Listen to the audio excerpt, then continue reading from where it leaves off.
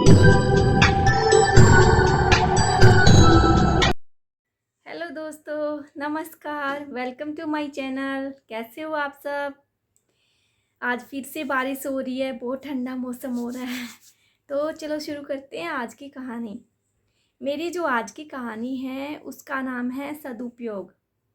एक बार किसी गांव में धर्मराज नाम का एक आदमी रहता था। वो जो आदमी था बातें तो बहुत अच्छी अच्छी करता था, लेकिन वो था एक नंबर का कंजूस। कंजूस बहुत ज़्यादा था। किसी को चाय तो दूर, वो पानी भी नहीं देता था। एकदम मक्खी चूस टाइप का था। तो ऐसे ही अगर कोई धर्मराज से कुछ भी मांगने भी आ जाता तो वो उसको इतनी बातें सुनाता, इतने संकल्प देता कि लेने वाला वापिस ही चला जाता बिना लिए।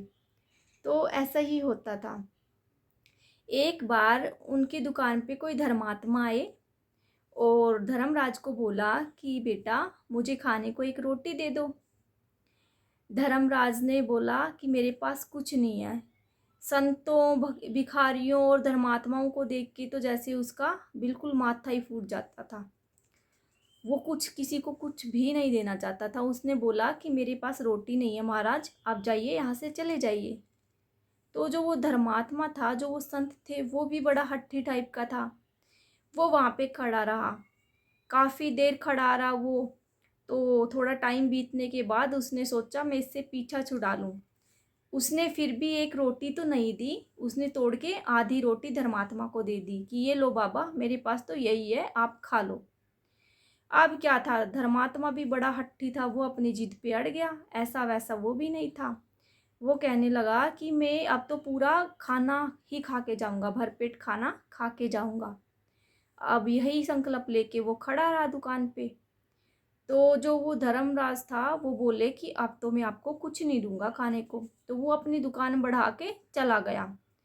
अगले दिन जब वो आए, अगले दिन जब धर्मराज दुकान खोलता है तो वो देखते हैं कि वो जो संत थे, धर्मात्मा जो थे, वो वहीं पे खड़े हैं।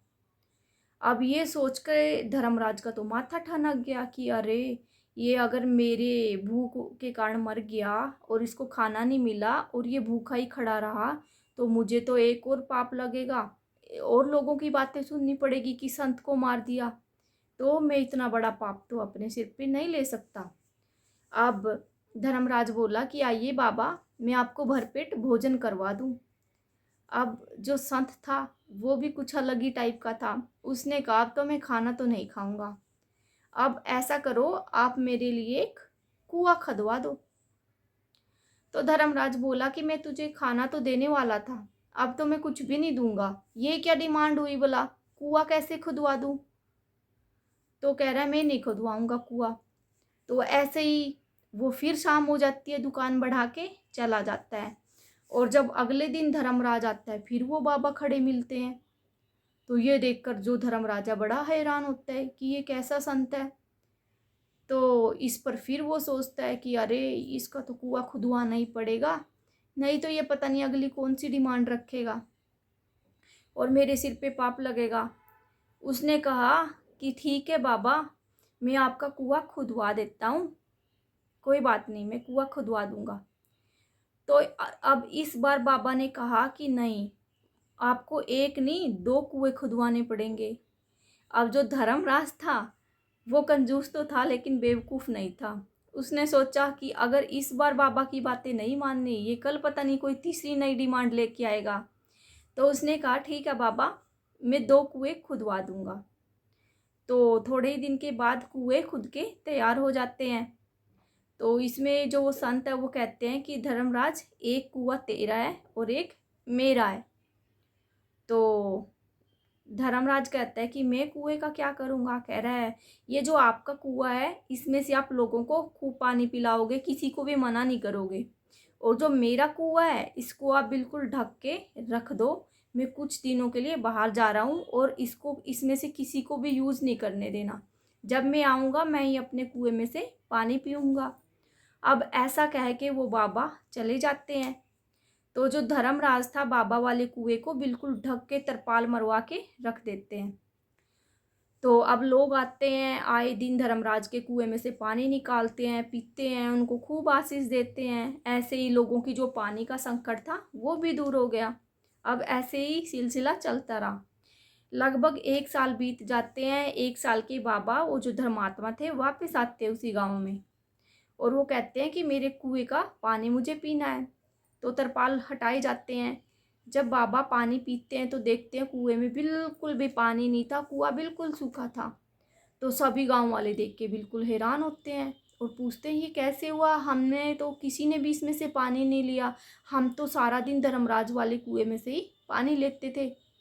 तो इस पर बाबा ने उनको समझाया कि देखो, ये मैंने तुझे कुछ सीख देने के लिए ऐसा किया था।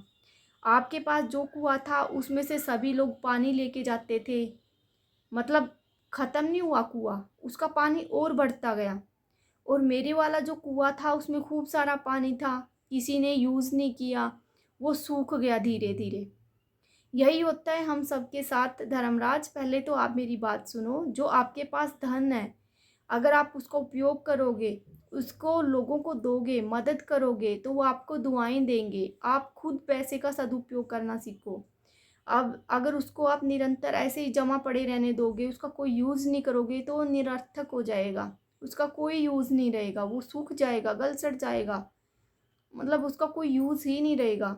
जितना हम पैसे का उपयोग करते हैं वो डबल होता है, या दुआओं से या फिर फाइनेंशियली पैसे से डबल होता है। यही होता है हमारे ज्ञान के साथ, हमारे विचारों के साथ। कहते हैं कि ज्ञान बांटने से बढ़ता है, ज्ञान कभी भी ख़त्म नहीं होता है। शिक्षा का प्रचार करने वाला और ज्ञान को देने वाला दोनों ही महान हैं। उनकी ज्ञान जो है बढ़ता जाता है, घटता नहीं है कभी भी। इसीलिए हमेशा अपने ज्ञान की बातों को, अपनी शिक्षा के प्रचार को बढ़ाएं, लोगों तक पहुंचाएं, ना कि उन्हें इकट्ठा करके रखें। हमेशा दूसरों के साथ ही बांटने से खुशियाँ बढ़ती है, घटती नहीं है, कभी भी मत सोचना।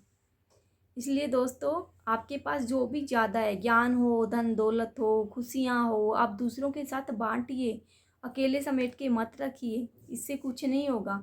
हाँ, जिसके साथ आप वो खुशियाँ, वो धन, वो ज्ञान बांट रहे हैं, उनका भला हो जाएगा, लोग आपको याद करेंगे, दुआओं में याद करेंगे, और आप सबके दिलों में राज करेंगे। तो आई होप आपको मेरी कहानी ज़रूर पसंद आई होगी।